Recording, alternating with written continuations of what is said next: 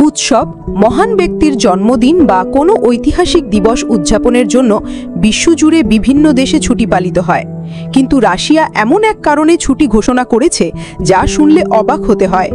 দেশের জনসংখ্যা বাড়াতে দম্পতিদের সন্তান ধারণে উৎসাহিত করার জন্য সেখানে একটি গোটা দিন ছুটি দেওয়া হয়। প্রতি বছর 12 সেপ্টেম্বর রাশিয়ায় এই বিশেষ ছুটি পালিত হয়, যা কনসেপশন ডে বা গর্ভধারণ দিবস নামে পরিচিত।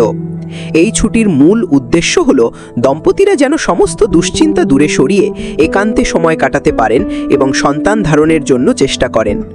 রাশিয়ার সরকার দেশের নিম্নগামী জনসংখ্যা এবং নারী পুরুষের অনুপাতের ফারাক নিয়ে দীর্ঘদিন ধরেই চিন্তিত। এই সমস্যা মোকাবিলা করতেই এমন অভিনব এক পদক্ষেপ নিয়েছে তারা। সরকারের লক্ষ্য দেশের জনসংখ্যা বৃদ্ধি করা এবং নতুন প্রজন্মকে স্বাগত জানানো। শুধু ছুটি দিয়েই সরকার থেমে থাকেনি, এই উদ্যোগকে আরও আকর্ষণীয় করতে রাখা হয়েছে পুরস্কারের ব্যবস্থাও। যে দম্পতিরা 12 সেপ্টেম্বর ছুটি কাটানোর ঠিক 9 মাস পর অর্থাৎ পরের বছর 12 জুন নাগাদ সন্তানের জন্ম দেন, তাদেরকে স্থানীয় প্রশাসনের পক্ষ থেকে বিশেষভাবে পুরস্কৃত করা হয়। পুরস্কার হিসেবে নগদ অর্থ, গাড়ি বা বাড়ির প্রয়োজনীয় সামগ্রীও দেওয়া হয়ে থাকে। উল্লেখযোগ্যভাবে 12 জুন দিনটি রাশিয়া দিবস হিসেবেও পালিত হয়, যা এই উদ্যোগের সঙ্গে একটি জাতীয়তাবাদী আবেগকেও জুড়ে দিয়েছে।